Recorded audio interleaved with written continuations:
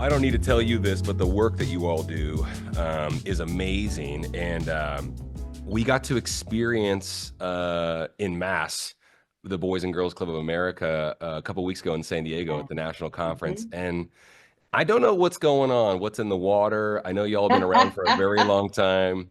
Uh, what a wonderful organization. Thank Seriously. you. Yeah, yeah, Thank you. I am very proud to work here, both at the local level and the yeah, national level. yeah. We're the largest youth serving organization in the country.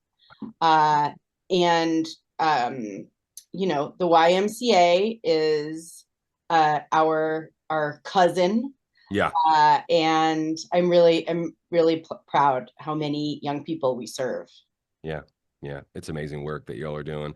And then I will also say this because we can't, we have to be careful not playing favorites and stuff like because we work with so many organizations. But I believe in this more and more as time goes on and how long that we've been in the space. Sandy's, been doing this for 18 years, helping event fundraisers, and she used to work for Breakthrough T1D. Uh-huh. Yep. Jason's been fundraising for 3 decades, taught me more about it than anyone ever will, and knows more. He'll forget more than we all know. No offense to anybody, but yeah, I notice the groups that are really really fun and easy to work with, Hmm. and you all are that epitome. And so yeah, You yeah, know, there's something interesting you said. So a friend of mine named Doug Gibson, I worked with Doug when he was an interim CEO of an organization I sat on the board of several years ago, and but he had retired from the Boys and Girls Club, running it here in Oklahoma, Hmm. and was there a long time,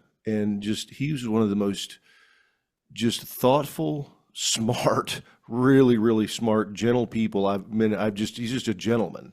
And I learned so much from him, yeah, about making sure you have all the stakeholders and all the things, and just, so it's just a neat organization, yeah, and they got a lot of good people. And so we're real fortunate to have Alex here today, yeah. Alexandra. And let's get things kicked off, bro. Yeah, yeah. As I could say, I'll keep giving Alex and her team and the whole organization a bunch of flowers for like the next 15 minutes if you don't stop me. But great to see some folks come in. I see a lot of familiar names and I see a lot of new names. Thanks so much, everybody, for joining us. Jason Ledlow, HA Fundraising, Sandy Hills and Rath from our team as well. My name's Trevor Nelson, and we're joined by our esteemed guest and our friend Alexandra Katzenstein from the Boys and Girls Club of San Leandro. She's the Associate Development Director. And we met, I want to say like January, and we have a mutual connection in Jordan at your office as well. And y'all are planning an event, and that's what we're here to talk about. We help event fundraisers create auction success. So you had a very, very successful fundraiser with so many components, and we're like, hey, will you come on and talk about this? Because I think when you had only been with the organization for a couple months as Correct. well, right? So it's Yep. like, okay, we're short on time. We talked 60 days before your event kicked off. And the reason why we were so enthralled with having you on is that you did it in a short amount of time and you all hit it out of the park. So really happy to have you. Yeah. Thank you. Thank you Yeah. so much. Yeah. Sandy, go ahead. Sorry. Yeah, yeah, no, I was just going to ask the big question. I mean, we obviously all feel as fundraisers that we're on short timelines, but you really were in a time crunch, right? So what did you prioritize first? I mean, you walked into your role and what did you do? So I started at, I call it BGCA, sorry, Hmm. BGCSL. So that's the short version of Boys and Girls Clubs of San Leandro. So I Yep. started in October. We did our first year-end campaign. So that took my first 2 months. And then I had a series of family emergencies. So I was then even shorter on time. And so I really did, our team did this in less than 2 months. We had less than 2 months to put everything together. Wow. The most important, what we focused on the most was how are we going to draw out our leadership donors? So it wasn't about how much money can we make at this event. It's about how can we learn who our leadership donors are, who are our biggest supporters in this area, The Bay Area is a complicated philanthropy scene, I'll call it. Very. There's a lot going on. Yeah, a lot Yeah. of a lot of Um, affluence for sure. That's right. Yeah. A lot of affluence, a lot. I mean, the amount of nonprofits that are doing incredible work in the Bay Area it's just will blow your mind. Yeah. Yeah. And so philanthropists really have a hard job. They have to decide what they're going to spend their time on, what they're going to spend their hard and earned money on, and how they want their experience to be working with an organization. So this event was really about how do we figure out and how do I meet and understand in person our leadership donors, our biggest supporters, and how can we do that most effectively and most efficiently? So I love that what you started did, there. you went right. Yeah. Yeah. I think it's real interesting that what you said was, I heard you say, we didn't really worry about money. We just wanted to identify, we wanted to make sure and identify who our biggest partners were, contributors, and where the money was. Mm-hmm. So how did you go about doing that?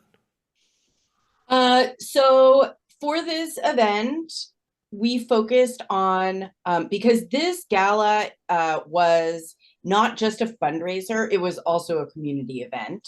Mm-hmm. So, which is different than what I have worked with in the past. And so this, I mean, the guests that we had were amazing. We had the chief of police, we had the fire chief, we had the mayor. I mean, everybody came, essentially on short notice also. Jason, repeat that question again. Well, just how did you go find those people to get them to come to your events? That's really kind of the thing. I know everybody sits here and goes, well, yeah, that's great that you did that, but so where'd the rubber meet the road? Yeah. So, I spent a good amount of time actually right when I started putting together a donor pipeline, mm-hmm. Because we actually didn't have one. The organization didn't. Wow. We really started from scratch. This is going to get good. Yeah. Yeah. And I've done that with other organizations before. So I'm not saying that I just, all of a sudden did it. But I put together a donor pipeline by searching, just so much data, like mm-hmm. where did our donors come from? Who do they know? Who knows whom? Where do they work? Who are these people? Just getting kind of an idea of who they are and then putting them in a pipeline. Okay. So I want to ask a clarifying question real quick, because this is something that comes up a lot. Mm-hmm. So you're saying when you say this, just specifically, you weren't looking outside the organization. You were looking at already who you guys already had. You were looking internally. Oh, yeah. Okay. So who we already had and who those people know. No. Yeah. Right? Yeah. So who do we know? That's right. Who do we motivating the folks who know us and who know our mission and vision, and to invite people that they know who have the bandwidth, who have the interest and the passion, and who will understand our mission and vision, and who have the capacity to give at the level, and kind of having that donor kind of that type of donor in my mind. The whole team understands who we're looking for is those folks that really believe in our mission, are hyper local, San Leandro, San Lorenzo, New Haven, East Bay. And who are the kind of philanthropists that want to get involved and are want to be part of our organization. Not just give, but want to be part of our organization, and are, that is their main motivation, is to truly make a difference and to serve these young people. That's their main motivation. So that's the kind of donor we were looking for, and just being able to make that clear to our board, to our leadership, to everyone who was involved in this event, so that everybody understood their job is who to invite to this event. Right. So for those listening and they're thinking, okay, sure, I've got some donors, but really how to classify that together. So did you put them in a spreadsheet? Did you use a CRM? I mean, you know, you know, Yes. I knew this was Love the going to get giggle. good. I knew it was going to well, get good. I asked that question because Oh here's the no. thing, you know, and I believe this to be very true. I think that every organization has a treasure trove of opportunity right in front Right of in them, front of right? you. That That's right. they're already there. Right, they're already there. But Yeah. the difficulty is how do I get that information, extrapolate that, and then, like you said, communicate it to the people that need to be communicated, the board, your other donors, your volunteers, the staff. Like, okay, this is how we're going to focus because, doing a fundraiser is like herding cats. Mhm. And so you got to be pretty precise in your moves and how you do that. So talk about how you were able to prioritize, if you don't mind, just how you're able to prioritize those. Because you kind of gave us who you were looking for, okay, and how you're doing that, how you prioritize it, and then how did you go into to start communicating with them to get them to your event? Yeah. So the reason I laugh at the question of where did I put all these people, I laugh because it was so many different spreadsheets and so many different reports in so many different places, that I had this event as my motivation, Mm-hmm. because if I was just sitting there trying to figure out how to put all these things And together, overwhelmed. yeah, Yeah. it would be, no, I'm not doing that. So I also have, of course, we have this amazing team, we have this amazing development team, and we have other folks in the organization who know how to do, who really are experts in data management. Mm-hmm. So I found those people, and I worked with them. I maybe bought them a few lunches, promised some cocktails. And so that it was really, it was all of us put that together, and asking the questions, like how do we figure out who donated to the very first gala 4 years ago? Yeah. How do we know who knows those people, and asking that person to write down all those people. Oh my gosh, it was this guy, I think I remember that. So writing all that down, pulling all the reports from all the things, putting it together. So yes, I have this really robust Google sheet. And our data and analytics department is working on a Salesforce instance for us. So we will have everything in Salesforce come our next fiscal year. Awesome. So whenever you put that in there, Alex, so did you say like, okay, John Smith, how long, like relationship, when it began, maybe give us those pieces that they're really that you were trying to identify that you feel like meant something.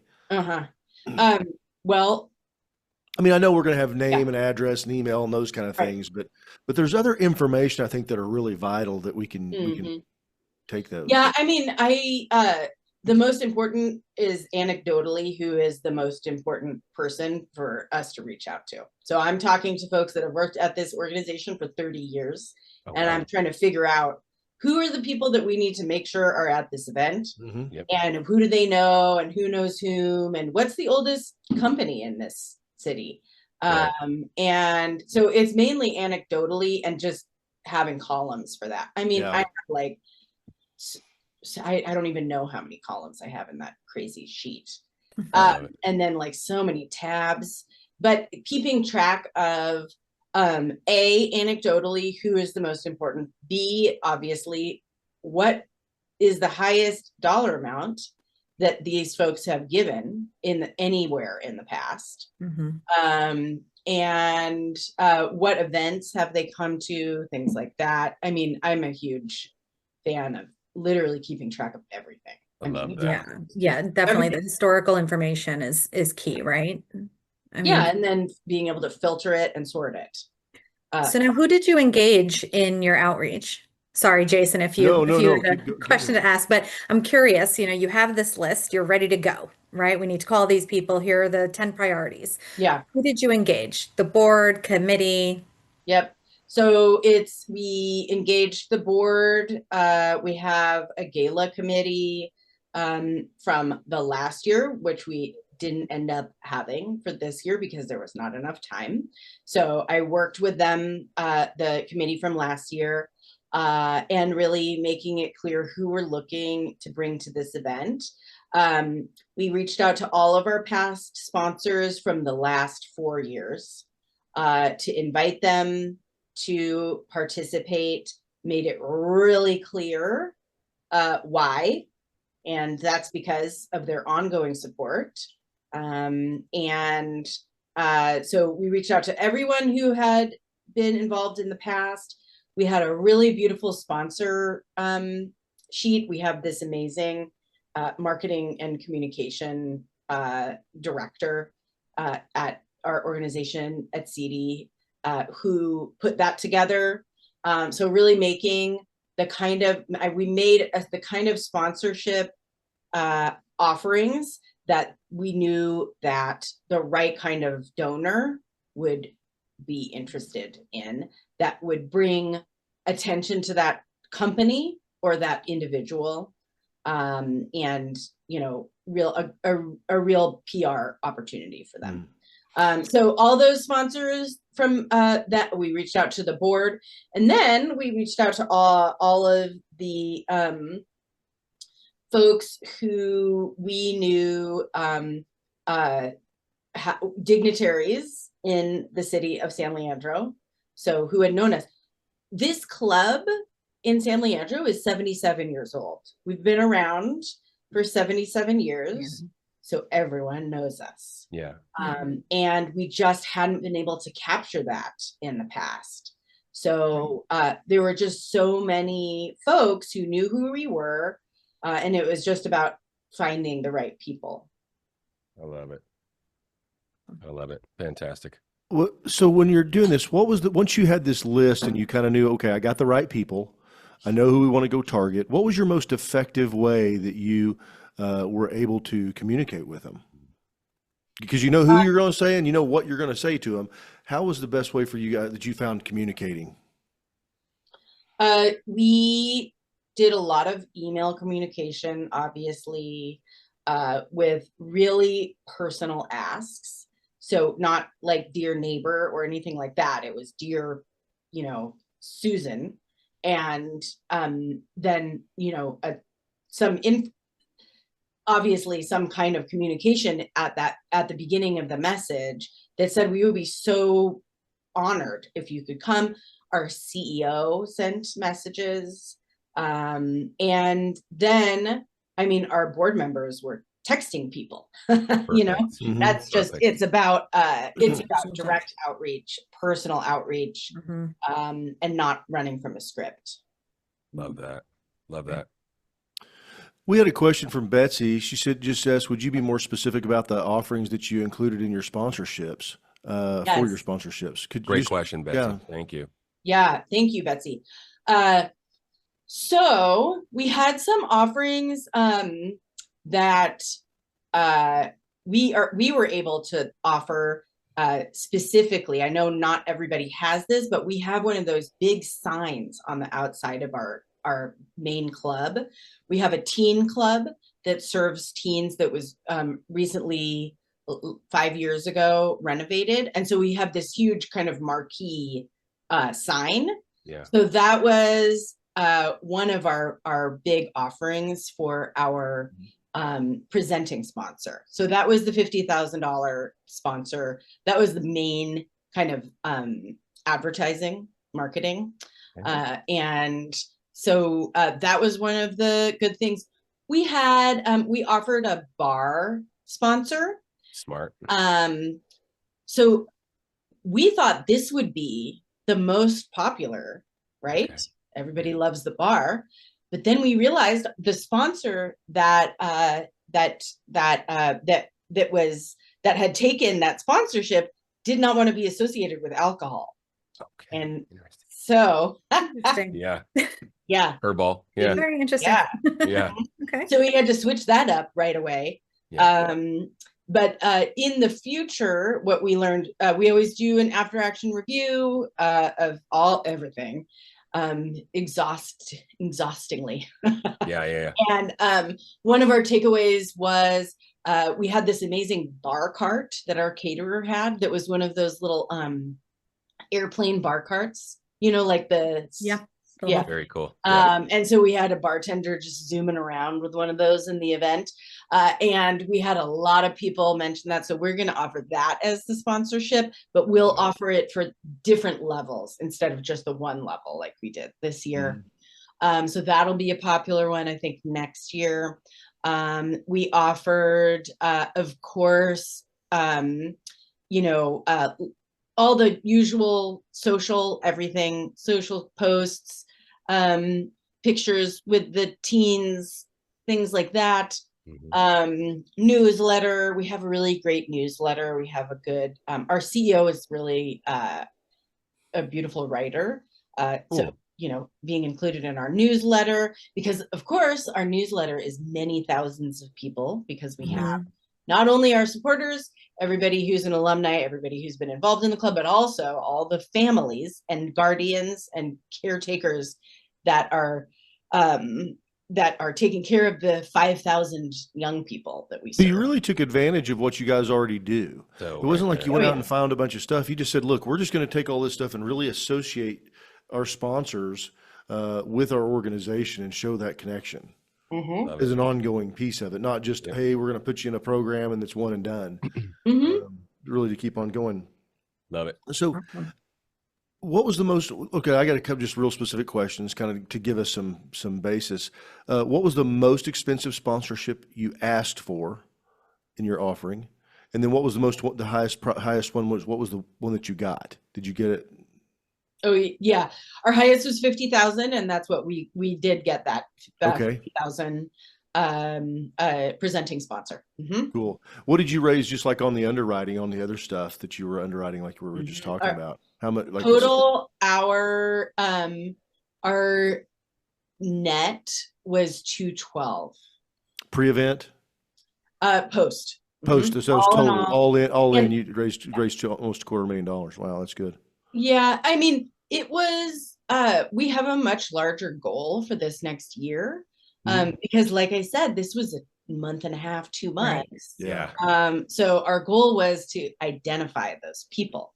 So we have folks that bid on that bid $4,500 on a trip to Tuscany. Those folks, I know it's not about what we netted on those folks. It's about that person. Now I know that person is going to go on this amazing trip. Right. They had an incredible time at the event. And they're getting thank you notes from the kids with their name on it. They're getting a thank you note from the CEO. They're getting so many thank yous. And now they're really ready. We want them to trust us and to know that we trust them. We can be in a trusting relationship. We're not going anywhere. A partnership. Yeah, for sure. Yeah. That's great. So now, Jason, I don't know. Do you have another question? Because I'd love to. Go ahead. She brought up bidding. I'd love to bring up Night of. Let's talk a little bit about the enhancers, the revenue enhancers that you incorporated to the Night of. Yeah. How did you choose them? How did you pick what you were going to do? Yeah. So we only did one revenue enhancer. We were going to do a lot of them. But again, we had like a month. So, okay. And we didn't have a lot of time to train people or figure out what we needed to do. We just had to do it, which is why that golden ticket was so brilliant. It was the biggest bang for the buck. You put in $100, maybe you're going to win this amazing trip to, so cool. I don't know. I think we did. The golden ticket raffle, ladies and gentlemen, brought to you by HGA Fundraising. I know that golden ticket. No, I know that golden ticket. You're very familiar. Gosh, stop it, I don't know Alex. if you know about this thing. Yeah. Oh, you mean the easiest way to raise money at your next event? Yeah. Yeah, So I you know guys what did. you're talking So about. you guys had you did a golden ticket raffle. Yep. Did you do a silent auction? No. No silent, Didn't do a live silent auction. So you did a Just live live. auction, Yep. and then you did a fund to need. Yep, that's right. So basically 3 trifecta. Yep. Yeah. Right We on. did 3. And we raffled off a round of shots Oh, smart. Ooh. Cool, cool. Oh, Good. before the auction Yeah. Yeah. and the fund to need. I bet it wasn't sponsored by that bar No. sponsor that didn't, didn't want to be involved with alcohol. The golden ticket, we just put all of our eggs in that basket. Mhm. Yeah. And the table took up like a quarter of our clubhouse. It was just like gold everywhere. Oh, fun. And our caterer is fabulous. He brought Okay. gold tuxedo jackets Oh, Nice. for the folks that were working there. I invited the most charismatic person on our staff to run the golden ticket. Smart. Great. Smart. very Yeah. smart. So I don't know if we have time, but I do have some We do. giveaways from the golden ticket. Mhm. For the first, we had a 2-hour cocktail hour. Mhm. So from 5 to like 6:45 cocktail hour. And the golden ticket was, I mean, we thought everybody would be like, oh my gosh, I'm going to go do this amazing thing. Golden ticket, let's do it. But everyone was so caught up talking to each other. It was the kitchen problem, right? When you have a party, Mhm. everybody just Yeah. stays in the kitchen. Mhm. Nobody's going to the place that you decorated and made all these amazing appetizers. They're Yep. just Right, they're hanging out in the kitchen. Yeah. so that's what happened. Everybody's in the kitchen. And I had the DJ. We had this amazing teen DJ playing like the most perfect songs. Perfect. And I had him make an announcement. I thought, oh my gosh, these people have to listen to this, 15-year-old kid. No, nobody's listening. I'm saying, I'm walking around to people that I know. How are you doing? Are you having a great time? Did you get a golden ticket? Yeah. Also, we had like light up gold necklaces for people to wear when they got the gold. When they had purchased, Smart. yeah. So we thought, why aren't people buying? Because we'd only sold like 10 of them. And then I said, oh my gosh, what am I going to do? So after an hour, I said, all right, we're just going to go. We're going to just do what we do best at BGCSL, and we're going to go be ourselves. So I got like 3 or 4 staff people to go around and interrupt people and say, look, I have these golden tickets here. Here's the QR code. Do it. And here's your necklace. And then we sold 70 something tickets. I think next year we're going to have more than one or something, because it was so easy and people loved it. And everybody, different price points. Yeah, would be good. Mhm. Yeah. Yes. So $100 golden ticket, maybe a $500 golden ticket, platinum ticket. I don't know. Smart. Yeah. Something. Well, one thing that you could do too is make sure that whenever you get to wherever you think you're done, before you draw it, just call out, and then people will hold their number up, and they'll hold their bidder number up, and you can sell the rest of them. I sold 83 one time. That's amazing. They had sold like 17 tickets, and we were like, oh my gosh, this isn't going to happen. And I said, it's going to be okay. And minutes later, they'd raised $20,000. So Yep. they were $200 a piece. So Way to pivot, Alex. Just way to rally everyone and get on the floor and start making some sales there and raising some money. Yeah, That's awesome. that's impressive. Did Did you have so you said you had a live auction. Did you have a professional auctioneer? Were you working with a professional auctioneer? Okay. Yeah. All right. And how did you choose who you were going to work with? Yeah, that was the first thing that I did when I actually started. Yeah. I mean, in like November. Yeah. Was get his name is Michael Tate, for those of you in the Bay Area. I worked with him at my last job at San Francisco Day School, and he was so amazing. Yeah, he's a great guy. I can't say enough good things for him. He is also hilarious. I mean, funny. Yeah. I am a hard sell on humor. I'm like, no, I don't know. Maybe that's kind of funny. But he was really funny. He's a funny guy, super smart, super classy. So he brought the joy. he really understood the crowd. He sat back. I didn't even have time. Usually what I do for a gala is I sit down with everybody and I go through every single person, every guest that's going to be there, and show a picture so everybody knows who they are. Oh, And wow. a profile, you know, like, this is so-and-so, this is how you pronounce their name. This is how they're involved in our organization. And like, and then I prioritize them, right? This is the most important person. Like, it, of course, you shred that piece of paper and you delete that file. Never let anybody see that. Donor profiling. Yeah. Don't tell anybody I said that. That's awesome. And but that's what you have to do in order, because we can't leave our our leadership donors, we can't let them think that nobody knows who they are. We have to make sure everybody knows. So anyway, I didn't even do that with our auctioneer, with Michael. I didn't have time. So and oh, by the way, I got the flu the 2 weeks before gosh. the event. So I was out. I was like on my deathbed until literally the day of the event. Wow. Anyway, didn't have time to do any of that stuff that I usually do. But what Michael did was he got there, you know, an hour, 2 hours before the event. He made sure he was meeting everybody. He gets the feel of everybody. He's talking to people in the crowd. He's doing all of the, you know, activities. He's talking to people. He's like listening and, you know, really understanding who our guests are. And that was what really worked. Because he was able to, you know, the chief of police, the fire chief, and the mayor, and some other really important person were all at one table. And so he was really leaning into that.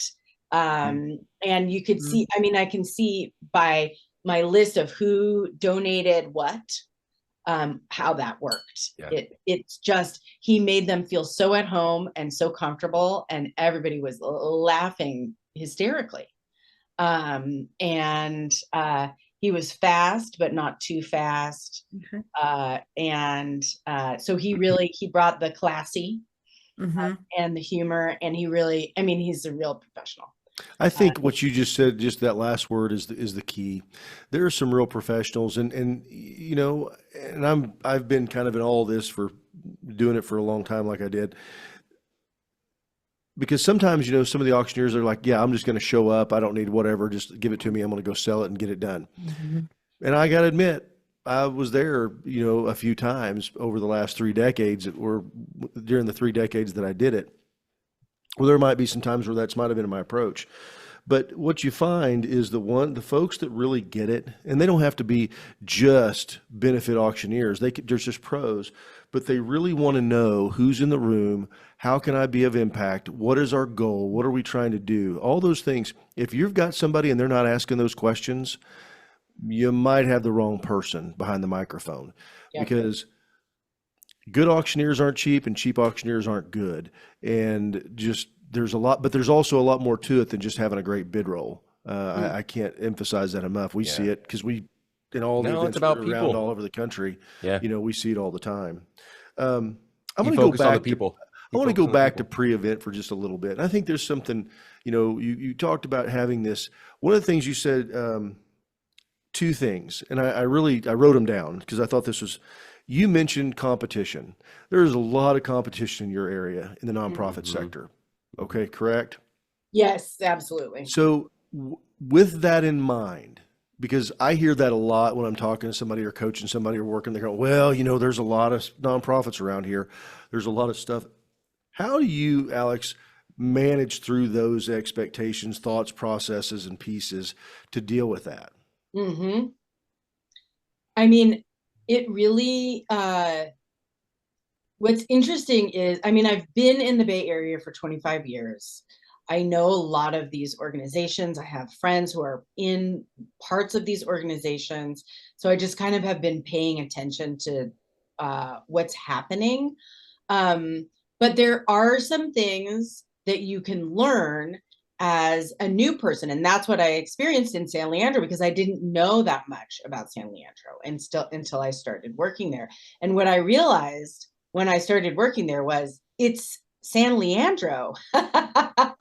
It's San Leandro. It's not San Francisco. It's Yeah. not Oakland. It's not Berkeley. It's not Marin. It's not San Jose. It's none of those places. It's San Leandro. And by the way, San Lorenzo and the Castro Valley. And we serve young people throughout the East Bay.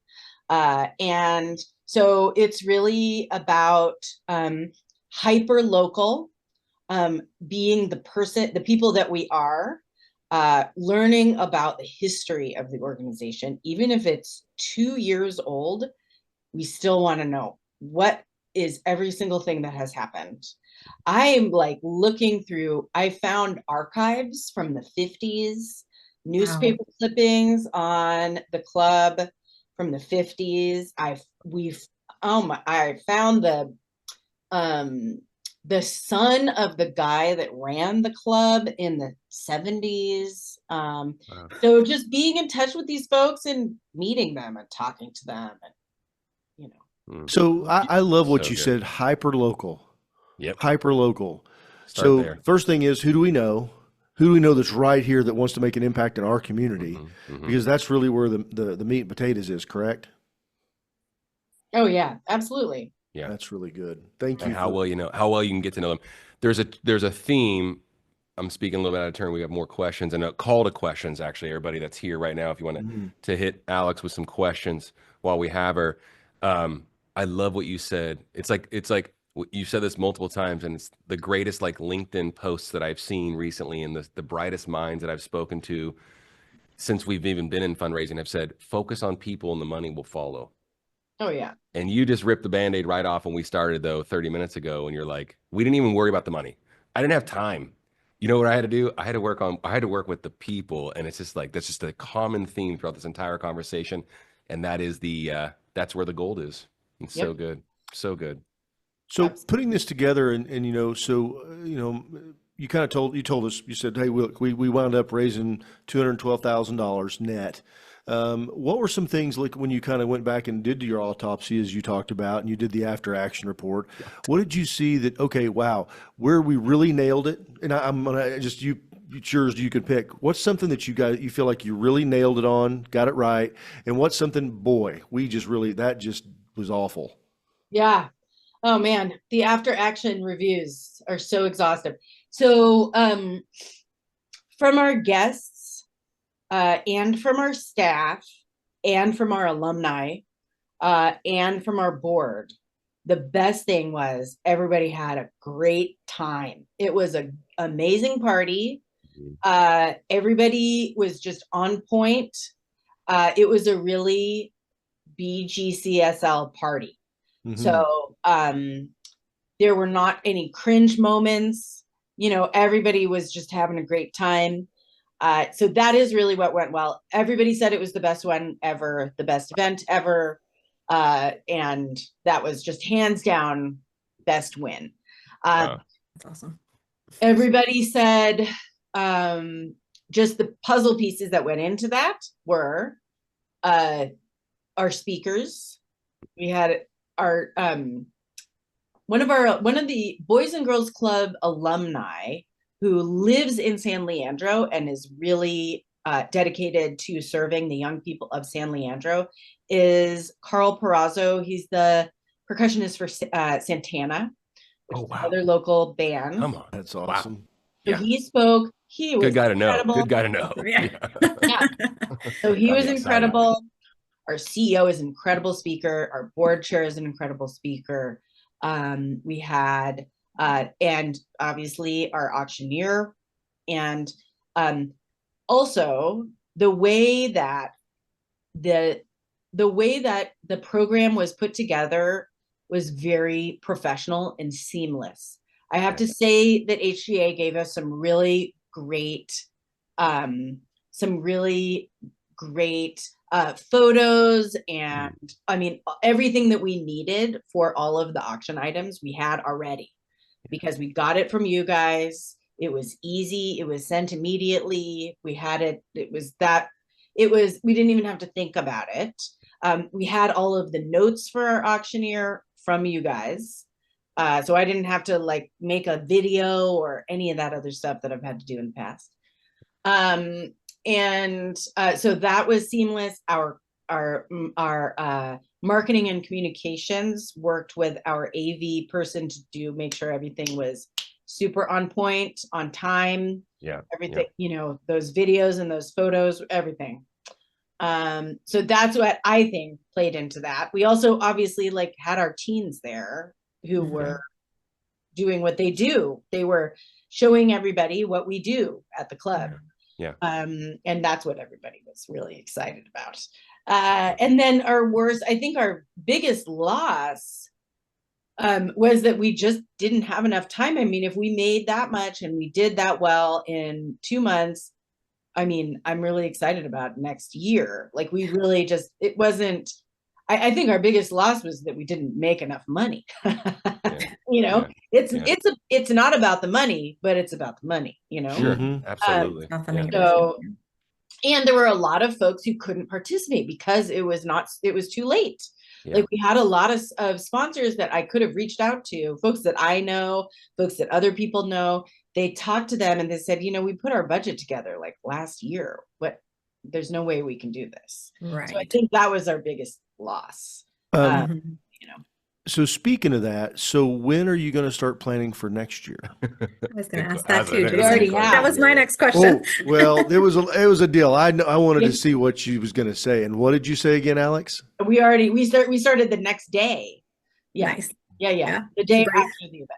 Debrief meeting. Yep. Excited. That got me excited. Yeah. Yeah. Nah, good for you. Good for you. Well, yeah, I mean, it's amazing what you can make happen in such a short amount of time. And then, like you said, it's like not even a loss. It's like the opportunity was there and you're like, okay, it's game on in 2026. Yeah, that's right. That's what's cool. That's what's really encouraging. Yeah. Very, very cool. Any final takeaways that you would share with our group, just about, just some thoughts, having to do it over again, lessons learned, things that, because one thing I think is the biggest lesson I'm hearing is that, you don't need 6 months. You can get it done in 60 days, but you got to be on point. You got to be focused, and you just can't do it all. Right. You cannot do it all. And it sounds like to me, that was one of the things that you realized up front was, we can't do everything. We don't have enough time. So we're going to take the biggest pieces that we can and do the very best we can with those, as opposed to trying to be everything for everybody. Yeah. And you got buy-in, it sounds like, all the way across the board too. Sorry for interjecting. Oh, yeah. I mean, the biggest takeaway is work at the right place with the right people. Right? Yeah. I feel like, I've been doing this in one way or another for 20 some years. And so I really am dedicated to myself, to my family, to work with people that I really respect, who respect me. We enjoy working together. We're direct with each other. We're doing it for the right reasons. Not a lot of ego, just let's get it done. And that's what my team and the whole organization did for this event. I mean, I wasn't available for a while, and my team just got stuff done. They just did it. And the staff, just with joy and love for the young people that we serve. So that's really the biggest takeaway, is just work with the right people, who can then, and that, I'll say that our vendors that's how I choose our vendors as well. HGA, people that are easy to work with, joyful, have, professional, just get it done so we can all go, have drink with each other or go home to your family or whatever we're doing in life. Yeah. Alex, it sounds like you guys really kept your staff and your team really kept the why at the center of everything that you were doing, right? Always. That joy comes from knowing why you're doing it and keeping that at the forefront. Always. Yeah. Yeah. Betsy had another really good question. Thanks, Betsy. And I'm going to do a last call for questions over the next few minutes. Please get them going while we have Alex here. Amazing feedback, by the way. So thank you. But Betsy, another question. We were talking about just you had buy-in, and you were talking about your staff and the children and all those things, that you serve, and so many. You listed off a lot of people throughout the entire conversation. Betsy had a great question because it sounds like the committee that you didn't have this year, but your board was you mentioned in this episode that they were texting people directly and you were giving them the script and what to say. And Betsy asked, is your board comfortable, effective, and active in the process of bringing in guests and sponsors? I'm assuming that's yes, but can you just get in the weeds a little bit on how you empowered them to bring in guests and sponsors and what you gave them and told them what to say and things of that nature and how you directed them? Yeah. This is something I love working with boards. It's a fascinating work.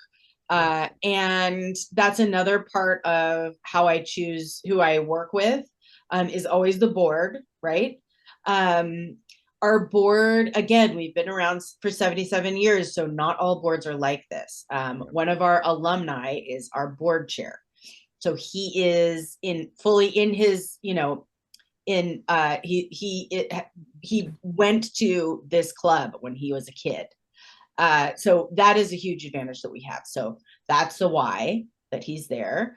We have a lot of board members who really love the area, and are really dedicated to the young people. Everybody, I always find on boards, everybody has a different relationship with money. Everybody has a different relationship with what they want their communication with their networks to look like. So I can never tell somebody, what to do. It's always about making sure that they trust us as a team, making sure that the board trusts me, trusts our team, trusts the staff, trusts the CFO, CEO, the chief program officer, everybody with their time and energy. So not everybody is going to feel comfortable reaching out to their personal or professional connections yet. Some people are, but building that trust is about being there, is about meeting them, making sure that I have the time to, I sat down with all of the board members that we asked to reach out to their networks and talk to them about it. Yeah. Listen to what their story is. Really, why are you here? Understanding why are they here? And then, we gave them all of the marketing materials that they needed and everything, but really communicating with them what this event was going to be like. And what the impact was going to be, right? So good. So good. Great.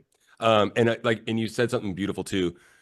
Not everyone fits in this little myopic, spot. It was like they can all do it this way. They can't, but you took the time to get to know them and you realize, once again, you can empower them to do this. Maybe that person's not quite okay. They're just not quite ready yet. Doesn't make them bad people, but maybe we can ask them to do this and it's good. That's so good because inevitably, I think we say this every single week. Inevitably, even if we're not doing a webinar about board engagement, someone asks a question about board engagement. So it's really good. So really, Jake really has a really great question. question. Jake, great. I love this question. When you're talking to potential sponsors, are you selling the marketing opportunity, or are you talking about the philanthropy and the support for the organization, its impact? Great question. Both. It's about what they are looking for and how we can, how our work can fit with their work. So we have a new sponsor, hopefully for this next event, but in general.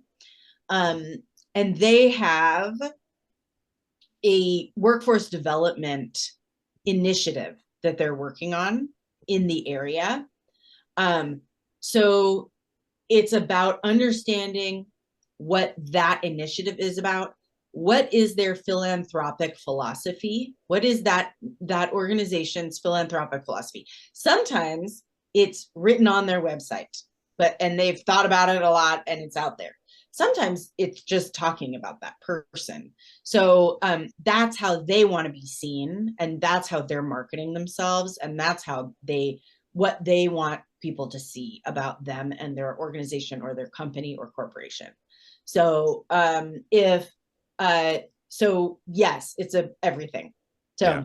if I'm talking to somebody and they are really want the world to know about their workforce development initiatives, then what I'm going to offer in that sponsorship is going to be how can we show you that our programs and our staff can work with you and your initiative to serve our meaning the entire Community. Yep. Yep. young people. So good. That's good. Yeah, I like that. that's Yeah, I think great. that's important. I think it really depends on who you're talking What do they to. want? Yeah. What do they Yeah. want? Yeah.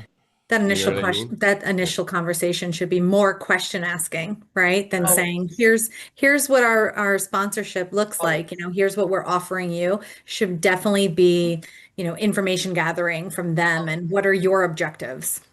Yeah. I So good. mean, you don't even have to take the sponsorship with you.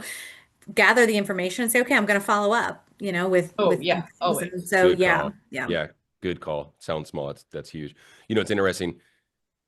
It sounds pretty obvious to a bunch of fundraisers that that's the way you go about it. But in a very competitive market, I doubt a lot of people are doing it that way and taking the time like you all have. That's why you had such a successful event in such a short amount of time, and why 2026 is going to be just a barn burner event. I, we can't say this enough. That's a different approach. That listening and more question asking when you're engaging with a sponsor for the first time, when you're talking to someone that gave, 4 years ago, but they gave. When you're talking to, I'm just recounting all the things that you mentioned, someone that bought a live auction item for $4,500, and that's a huge. How hard does your dev team work to find a $4,500 level donor, from scratch? It's amazing. Hmm. They're like, and I just think that your approach in general is different, and differentiation is more powerful than competition, whether you're in a big market like the Bay Area or not. And the way y'all are going about it is different, and it's going to win, and it plays out well over time. I think it's huge. Yeah, Okay. Alex, we good appreciate stuff. you being here, but we're going to give something away. Let's give I something we got away. to give something away. I Maybe mean, we'll give away a golden ticket. are we giving away a golden ticket? I was going to spin the wheel, I but you've already said we're giving away a golden ticket. So that's what we're going to do. I have an infomercial. I had an infomercial about HGA fundraising prepared, and I don't think we've ever done an infomercial on the webinar. Actually, we've done over 200 episodes, so bear with me. Because folks are always like, "Hey, what do you all do again?" Or we'll talk about auction Yeah. items, and they'll be like, "Hey, where do I find stuff like that?" Well, hey, look no further. We're HGA Fundraising, and we help event fundraisers create auction success with the most profitable trips and experiences that you can add to your next live auction. You can add to your silent auction, online auction, all the above. Great raffle revenue enhancers like the golden ticket. Reach out to us. Super easy to find. Courtney from our team is going to put a link on where you can find us. And she's also going to put a link to where you can find us on LinkedIn, all of us as well. But for instance, Alex, on very, very short time, reached out to us 60 days before the event and ended up selling 6 items at the $4,500 level, netting $2,500 with that one item, just one, as a matter of fact. But her lovely auctioneer, Michael, sold 6 of them in the live auction and identified those donors, and they were able to connect at that level. Amazing. And that's, hey, a little bit about us. That's what we do. So anyway, yeah, a little bit, first time ever, first crack at it. But we're going to give something away to the golden ticket if you text. Oh, people are texting me. Okay, hold on. Yeah. Whoa, okay, cool. I got to put this in the randomizer Hey, then. and while we're getting that done, while you're texting that, if you want to do some free coaching, sign up. It's absolutely free. Just scan the code. You can go to HJ Fundraising, look under resources. We got a lot of stuff there for you guys to learn. It's all free. There's nothing, no charge. I won't even give you a commercial. So No but infomercial. if you need Yep. some help on something, or you want to talk about anything, strategies, pre-event fundraising, post-event, you want to figure out how to get the right people in the room. If you need to get your board corralled, we do that a lot. So we work with folks and happy to help. So Love it. If you're an event fundraiser and you're here right now, text 73747, text HGA, pardon me, to 73747. And I'm just going to I'm going to call a winner. Any last questions? We got 5 minutes left. Any last questions for Alex? Alex, can't thank you enough for taking the time. Really awesome. And congratulations, by the way. Thank you. Yeah, so cool. Thanks so much for having me. Yeah, it's awesome. Well, call somebody, brother. Let's okay, I gotta put it through the randomizer. Here I go. Okay. I was gonna spin the wheel and do the wheel, but we didn't get to do that. So you're just calling someone right now. Here I go. Yep. We're gonna give away a golden ticket. The golden ticket. I love this. Hold it up to the speaker so we can hear him. Courtney, good afternoon. This is Trevor Nelson. How are you? Doing great. Courtney, I've got some great news. You just won a golden ticket. Courtney, who are you working with? Where are you at? The Cancer Support Community of North Texas. The Cancer Support Community of North Texas. She's in Dallas. Courtney, thanks so much. Appreciate you coming today. Thanks so much for taking the time, and we'll be in touch with that golden ticket here shortly. It's going to help you raise $10,000 at your next event. To you all. All right, thanks, Courtney. Take care. Have a great afternoon. All right, everybody. Well, listen, thank cool. you so much. Congratulations to Courtney. Way to go, Alex, Courtney. thank you so much for being here. Alex, you rock. Thank you, Sandy. We're going to be back here next year. Give them a real quick preview of what's going on next week. We got a great guest coming. We have Sandy and I are going to be joined by Tim Monahan from our team, and we're going to go over the ultimate auction checklist. Once again, we work with event fundraisers on creating auction success, and you need a checklist. You need a timeline. You need to know, like, hey, when do we start reaching out to folks about sponsorships and underwriting? Who do we reach out to? Sandy spent 18 years doing this with JDRF, Breakthrough T1D. Tim has a decade of experience as a fundraiser as well. He worked with Rocky Mountain Elk Foundation. So together, I'm adding nothing. I'm just here to smile and go over the questions. But I pulled out my old checklist for this one, Trevor. I'm so excited. You were so excited about that checklist too. I've seen the checklist, and it is significant. Yes, and we are excited to bring it all to you. Because there's so much that goes into it. So we'll talk about it. Yeah. We'll see you all next Thursday for that episode. Do us a favor. Please, there's going to be a survey coming out. Let us know about topics that you'd like to hear about. Anything under the sun, anything fundraising. Be sure. Literally, as soon as you exit, that survey is going to pop. If you do that, that's invaluable to us. It would mean a lot. Please give us some feedback, please. If we don't smile enough, what have you? If I was late, all that good stuff applies. So, thank you so much, Alex. Means the world that you came. Thanks so much, and thanks for letting us help at the event. It sounds like an amazing one, right? So. Thanks so much. Thanks so much for having me. All right, you all. Have a great week. Have a wonderful Memorial weekend. Yep. Everybody be safe. Have a great holiday, and we'll see you next week. Thanks, Sandy. Thanks, Jay. Bye, everybody.